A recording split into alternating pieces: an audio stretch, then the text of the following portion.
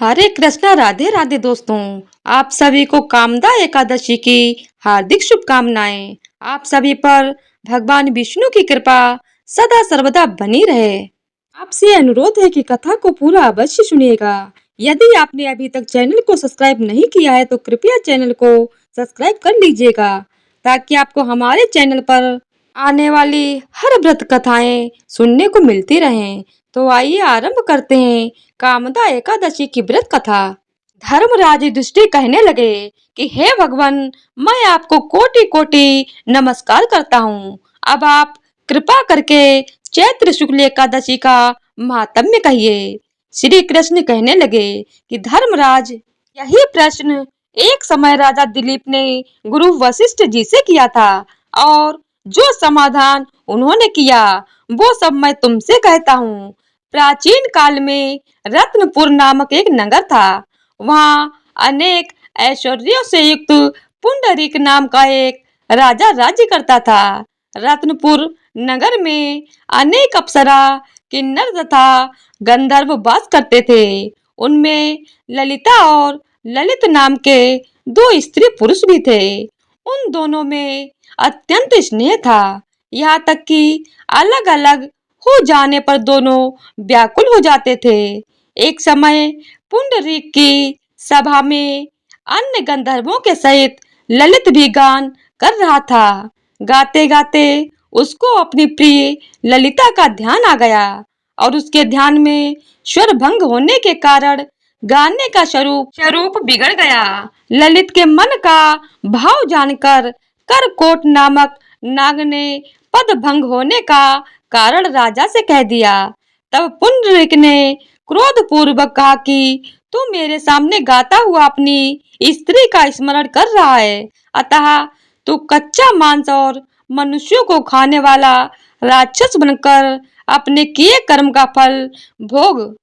पुंडरीक के श्राप से ललित उसी क्षण महाकाय विकराल राक्षस हो गया। उसका मुख अत्यंत भयंकर, नेत्र सूर्य चंद्रमा की तरह प्रदीप्त तथा मुख से अग्नि निकलने लगी। उसकी नाक पर्वत की कंदरा के समान विशाल हो गई और गर्दन पर्वत के समान लगने लगा। सर में बाल पर्वतों पर खड़े वृक्षों के समान लगने लगे तथा भुजाएं अत्यंत लंबी हो गईं। कुल मिलाकर उसका शरीर 8 योजन के विस्तार में हो गया था। इस प्रकार राक्षस होकर वह अनेक प्रकार के दुख भोगने लगा। जब उसकी प्रियतमा ललिता को यह सब वृत्तांत मालूम हुआ तो उसको अत्यंत खेद हुआ, और वह अपने पति के उद्धार का यत्न सोचने लगी। वह राक्षस अनेक प्रकार के घोर दुख सहता घने वनों में रहने लगा। उसकी स्त्री उसके पीछे पीछे जाती और अनेक प्रकार से विलाप करती रहती। एक बार ललिता अपने पति के पीछे घूमती घूमती विंध्याचल पर्वत पर चली गई, जहाँ पर श्रृंगी ऋषि का आश्रम था। ललिता शीघ्र ही श्रृंगी ऋषि के आश्रम में गई और वहां जाकर विनीत भाव से प्रार्थना करने लगी। उसे देखकर श्रृंगी ऋषि बोले कि हे सुभगे, तुम कौन हो और यहाँ किस लिए आई हो? ललिता बोली कि हे मुने, मेरा नाम ललिता है। मेरा पति राजा पुंडरीक के श्राप से विशालकाय राक्षस हो गया है। इसका मुझको महान दुख है। उसके उद्धार का कोई उपाय बतलाइए। श्रृंगी ऋषि बोले, हे गंधर्व कन्या, अब चैत्र शुक्ल एकादशी आने वाली है, जिसका नाम कामदा एकादशी है। उसका व्रत करने से मनुष्य के सब कार्य सिद्ध होते हैं। यदि तू कामदा एकादशी का व्रत कर उसके पुण्य का फल अपने पति को दे दे तो वह शीघ्र ही राक्षस योनि से मुक्त हो जाएगा, और राजा का श्राप भी अश्वमेव शांत हो जाएगा। मुनि के ऐसे वचन सुनकर ललिता ने चैत्र शुक्ल एकादशी आने पर उसका व्रत किया, और द्वादशी को ब्राह्मणों के सामने अपने व्रत का फल अपने पति को देती हुई भगवान से इस प्रकार प्रार्थना करने लगी। हे प्रभु, मैंने जो यह व्रत किया है इसका फल मेरे पतिदेव को प्राप्त हो, जिससे वह राक्षस योनि से मुक्त हो जाए। एकादशी का फल देते ही उसका पति राक्षस योनि से मुक्त होकर अपने पुराने स्वरूप को प्राप्त हुआ। फिर अनेक सुंदर वस्त्राभूषणों से युक्त होकर ललिता के साथ विहार करने लगा। उसके पश्चात वो दोनों विमान में बैठकर स्वर्ग लोक को चले गए। वशिष्ठ मुनि कहने लगे कि हे राजन, इस व्रत को विधि पूर्वक करने से समस्त पाप नष्ट हो जाते हैं तथा राक्षस आदि की योनि से छुटकारा मिल जाता है। संसार में इसके बराबर कोई और दूसरा व्रत नहीं है। इसकी कथा पढ़ने या सुनने से वाजपेय यज्ञ का फल प्राप्त होता है। तो इसी तरह से कामदा एकादशी व्रत कथा संपूर्ण होती है। बोलिए जय श्री हरि। भगवान विष्णु की जय हो। एकादशी पर पढ़ें श्री विष्णु का प्रिय चालीसा, प्रसन्न होकर देंगे आशीष। एकादशी पर श्री विष्णु पूजन का विशेष महत्व है। यह चालीसा विष्णु जी को प्रिय है। एकादशी पर श्री विष्णु चालीसा का पाठ पढ़ने से वे सारे दुख दर्द को दूर करके आशीष देते हैं। आइए आरंभ करते हैं श्री विष्णु चालीसा। विष्णु सुनिए विनय, सेवक की चित लाए, कीर्तन कुछ वर्णन करूं, दीजय ज्ञान बताए। नमो विष्णु भगवान खरारी, कष्ट नसावन अखिल बिहारी। प्रबल जगत में शक्ति तुम्हारी, त्रिभुवन फैल रही उजियारी। सुंदर रूप मनोहर सूरत, सरल स्वभाव मोहिनी मूरत। तन पर पीताम्बर अति सोहत, बैजयंती माला मन मोहत। शंख चक्र कर गदा विराजे, देखत दैत्य असुर दल भाजे। सत्य धर्म मद लोभ न गाजे, काम क्रोध मद लोभ न छाजे। संत भक्त सज्जन मनरंजन, दनुज असुर दुष्टन दल गंजन। सुख उपजाए कष्ट सब भंजन, दोष मिटाए करत जन सज्जन। पाप काट भव सिंधु तारण, कष्ट नाश कर भक्त उबारण। करत अनेक प्रभु प्रभु धारण, केवल आप भक्ति के कारण। धरणी धेनु बन तुम्हि पुकारा, तब तुम रूप राम का धारा। भार उतार असुर दल मारा, रावण आदि को संघारा। आप बराह रूप बनाया, हिरण्याक्ष को मार गिराया। धर्मत्यस्य तन सिंधु बनाया, 14 रत्न को निकलाया। अमिलक असुरन द्वंद्व मचाया, रूप मोहिनी आप दिखाया। देवन को अमृत पान कराया, असुरन को छवि से बहलाया।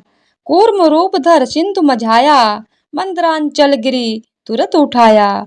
शंकर का तुम छंद छुड़ाया, भस्मासुर को रूप दिखाया। वेदन को जब असुर डुबाया, कर प्रबंध ढूंढे ढूंढवाया। मोहित बनकर खलहि नचाया, उसही कर से भस्म कराया। असुर जलंधर अति बलदाई, शंकर से उन कीन लड़ाई। हार पार शिव शकल बनाई, कीन सती से छल खल जाई। सुमिरन कीन तुम्हें शिवरानी, बतलाई सब विपद कहानी। तब तुम बने मुनीश्वर ज्ञानी, वृंदा की सब सुरत भुलानी।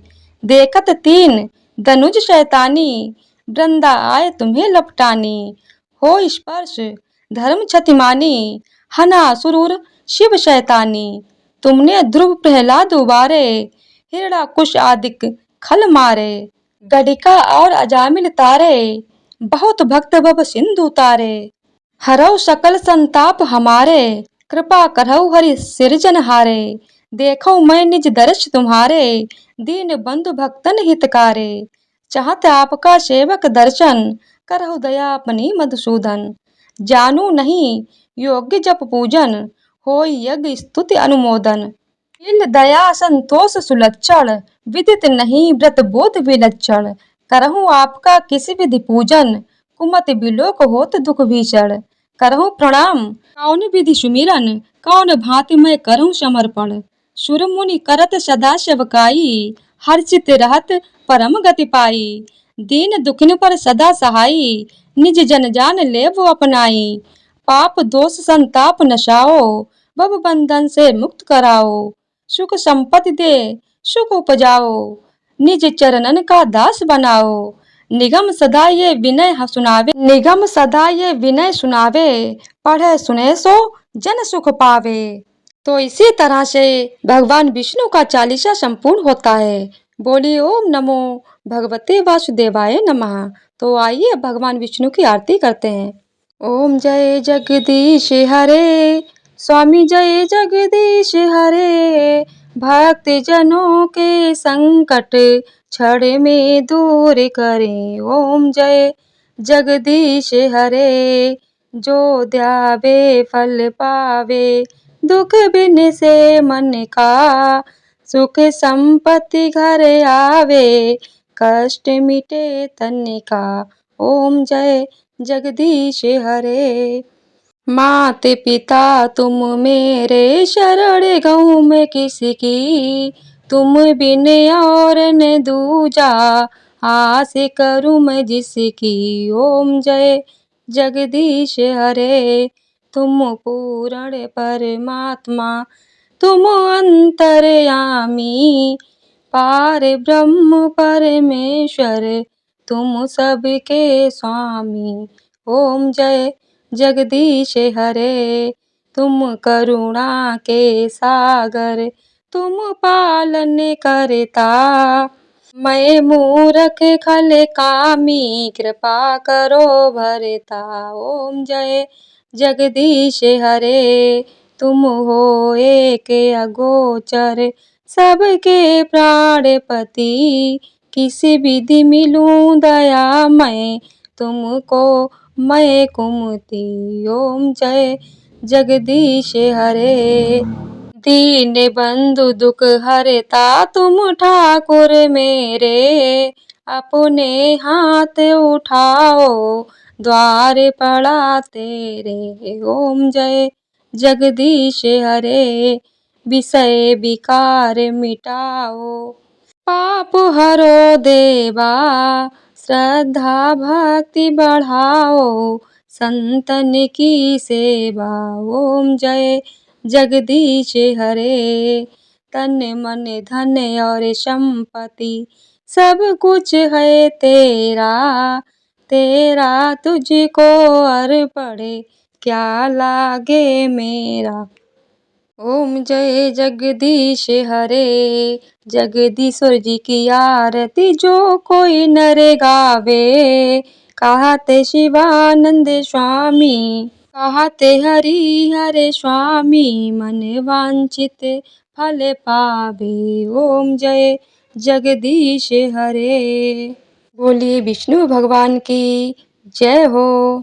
जय श्री हरि। तो आज की वीडियो अगर आप लोगों को पसंद आई हो तो वीडियो को लाइक करें, शेयर करें और चैनल को सब्सक्राइब करें। कमेंट बॉक्स में भगवान विष्णु की जय हो जरूर लिखिएगा। धन्यवाद।